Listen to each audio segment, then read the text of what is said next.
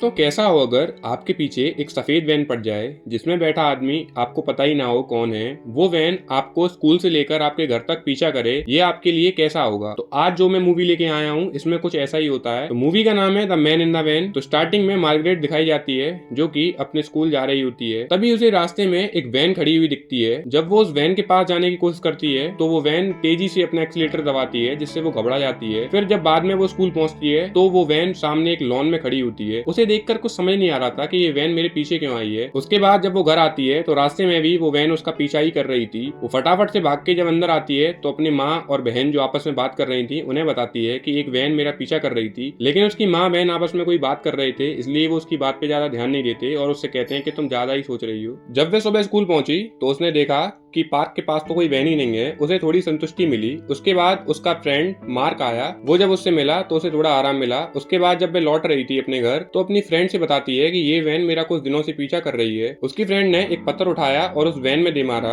उस वैन के शीशे काले थे इसीलिए उसके अंदर जो बैठा था वो दिखाई नहीं दिया। उसके बाद वो वैन वहां से निकल गई। वो दोनों फटाफट से भाग के घर आए। पर लेकिन जब वो मार्गरेट घर आई तो उसने देखा कि सफेद वैन तो वहीं खड़ी है लेकिन उसके अंदर जो आदमी था वो एक प्लम्बर था। इसके बाद रात में जब उसका भाई और वो कद्दू को तैयार कर रहे थे क्योंकि हेलोवीन आने वाला था, तभी वो वैन बाहर आकर खड़ी होती है। मार्गरेट अंदर जाती है और एक गन लेकर आती है। वो सीधे उस वैन पर 2 गोली मारती है। तभी वो वैन वहां से निकल जाती है। जब रात में उसके मॉम डैड घर आते हैं तो वो सारी बातें अपने डैड को बताती हैं। उसके डैड उससे कहते हैं कि क्या तुमने उसका चेहरा देखा, लेकिन वो साफ इनकार कर देती है क्योंकि वैन के शीशे काले थे। उसके बाद रात में जब मार्गरेट अपने शीशे की खिड़की बंद कर रही थी तभी उसे सामने एक आदमी सिगरेट पीता हुआ उसे देखते हुए नजर आया। इसके बाद नीचे आकर उसने सारी बातें अपने डैड को बताई कि कोई आदमी मेरी खिड़की के बाहर खड़ा था। तभी उसके डैड बाहर निकलकर देखते हैं तो उन्हें कोई नहीं दिखता। तब वो अंदर आके मार्गरेट से कहते हैं कि तुम ज्यादा ही कुछ सोच रही हो, अंदर जाके सो जाओ। लेकिन मार्गरेट को इतना यकीन था कि जरूर कोई ना कोई वहाँ खड़ा था। नेक्स्ट डे जब मार्गरेट घर पर अकेली थी तो उसे अचानक दरवाजे के हैंडल को हिलते हुए सुना।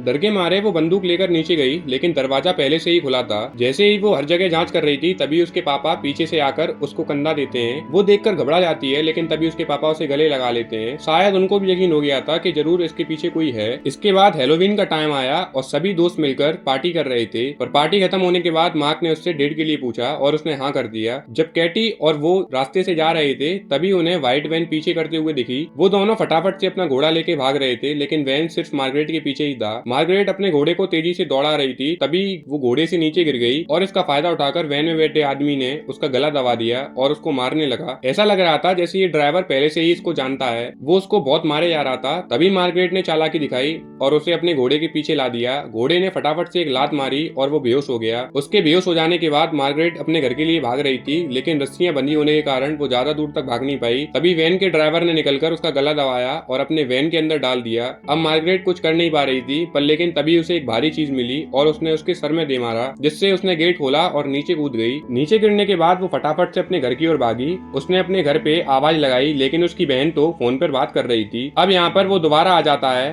और दोबारा आकर उसको मारने लगता है पर तभी उसकी बहन नीचे आ जाती है और गेट खोल देती है। वो दोनों अंदर आकर छिपने की कोशिश करते हैं लेकिन उस ड्राइवर को इनके छिपने की लोकेशन पता थी तो वो फटाफट से उसके कमरे में आ जाता है। इसके बाद वो खिड़की से बाहर कूदने की कोशिश करते हैं पर उसकी बहन तो कूद जाती है लेकिन मार्गरेट का पैर वो ड्राइवर पकड़ लेता है। अब मार्गरेट नीचे कूदने की कोशिश कर रही थी लेकिन झटके से कूदने की बजाय अपनी बहन को ही धक्का दे देती है जिससे वो पहले गिर जाती है। उसके बाद वो भी नीचे आ जाती है। दोनों नीचे आकर फटाफट से वैन में बैठते हैं और वैन में बैठने के बाद वो वैन को स्टार्ट करते हैं लेकिन उसकी बहन वैन को स्टार्ट नहीं कर पाई। तभी वो ड्राइवर आकर पीछे से उसको पकड़ लेता है। अब धीरे से वैन स्टार्ट हो जाती है और वो फटाफट से एक्सीलेटर को दबाती है। वो वैन आगे तो जाती है लेकिन वहीं एक कीचड़ में धंस जाती है। जब वो ड्राइवर वापस आ रहा था तभी एक और बार एक्सीलेटर देके वो वैन वहां से निकल जाती है। वैन कीचड़ से जब बाहर निकलती है तो ड्राइवर को एक धक्का लगता है और वो वहीं गिर जाता है। उसके बाद वो वैन लेके भाग जाते हैं और पुलिस को कॉल लगाते हैं। जब पुलिस आती है तो वैन वहीं खड़ी मिलती है और वो दोनों पुलिस को सब बताते हैं कि कैसे इसमें से एक आदमी निकला और हमें परेशान किया। पर अभी तक ये पता नहीं था